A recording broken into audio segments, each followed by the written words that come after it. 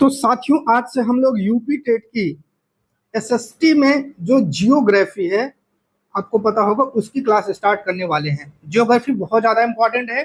फिर हिस्ट्री और फिर सिविक्स पढ़ेंगे। ठीक है, तो आज आपकी ये पहली क्लास है।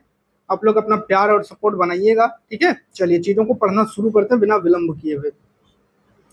सूर्य, चंद्रमा, वे सभी वस्तुएं जो रात के समय आसमान में चमकती हैं, खगोलीय पिंड कहलाती हैं।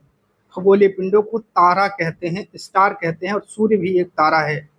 तो क्वेश्चन पूछता है कि सूर्य क्या है। क्वेश्चन दे देगा ग्रह है कि तारा है कि उपग्रह है, इससे पूछ लेगा। तो याद रखिएगा, सूर्य एक तारा है। तारों के विभिन्न समूहों द्वारा बनाई गई विविध आकृतियों को नक्षत्र मंडल कहते हैं। तो नक्षत्र मंडल क्या है? तारों की विविध आकृतियां हैं। जैसे अर्सा मेजर या बिग बियर, इसी प्रकार का एक नक्षत्र मंडल है। उत्तरी तारा उत्तर दिशा को बताता है, इसे ध्रुव तारा भी कहा जाता है।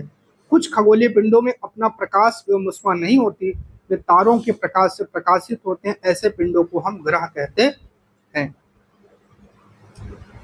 उपग्रह एक खगोलीय पिंड है जो ग्रहों के चारों ओर चक्कर लगाता है, और जिस प्रकार ग्रह सूर्य के चारों ओर चक्कर लगाते हैं। पौराणिक रोमन कहानियों में सोल सूर्य देवता को कहा जाता है, और सौर शब्द का अर्थ सूर्य से संबंधित है। इसलिए सूर्य के परिवार को सौर मंडल या सोलर सिस्टम कहते हैं। आकाश गंगा गैलेक्सी, ये है आपकी आकाश गंगा, जिसको हम लोग बोलते हैं मिल्की वे। क्या बोलते हैं? मिल्की वे।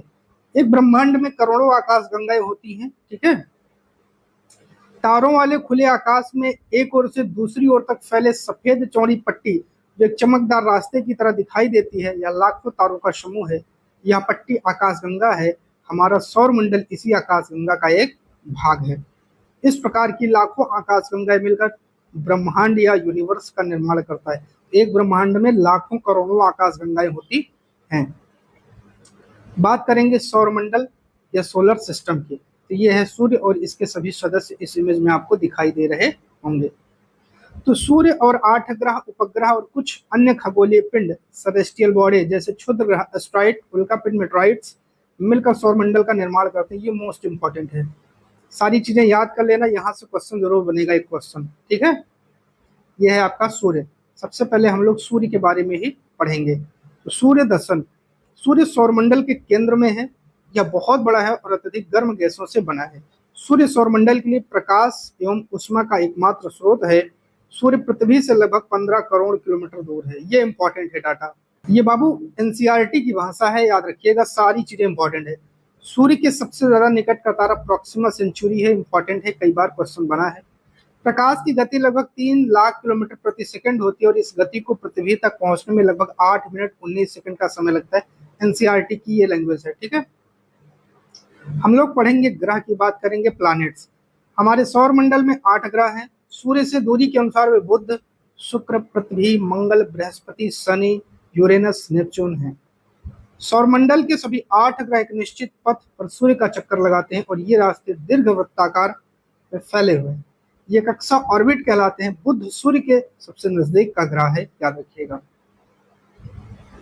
ग्रह का अपने अक्ष पर घूमना घूर्णन और सूर्य के चारों ओर घूमना परिक्रमण कहलाता है, क्योंकि परि का मतलब ही होता है दूसरा। क्या होता है? दूसरा। तो बस इसी से आप लोग निकाल लीजिएगा। खगोलीय पिंड 203 यूवी 313 सिरस, प्लूटो, बौने ग्रह डॉर्फ प्लैनेट्स में आते हैं। शुक्र एवं यूरेनस को छोड़कर सभी ग्रह घड़ी की सुई की दिशा के विपरीत दिशा में परिभ्रमण करते हैं। इन दोनों ग्रहों की परिभ्रमण की दिशा घड़ी की सुई की दिशा में होती है। बुध की बात करेंगे, इसके बारे में याद रखिएगा, ये सूर्य के सबसे नजदीक का तारा है। ठीक है, ये याद रखिएगा।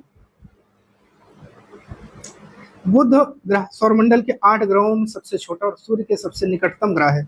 इसका परिक्रमण काल लगभग 88 दिन का होता है। इसके पास कोई उपग्रह नहीं। शुक्र, शुक्र पृथ्वी का सबसे निकटतम और सौरमंडल का सबसे गर्म ग्रह है। शुक्र ग्रह को यह नाम प्रेम और सुंदरता की देवी रोमन देवी के नाम पर दिया गया है। ये इंपॉर्टेंट है।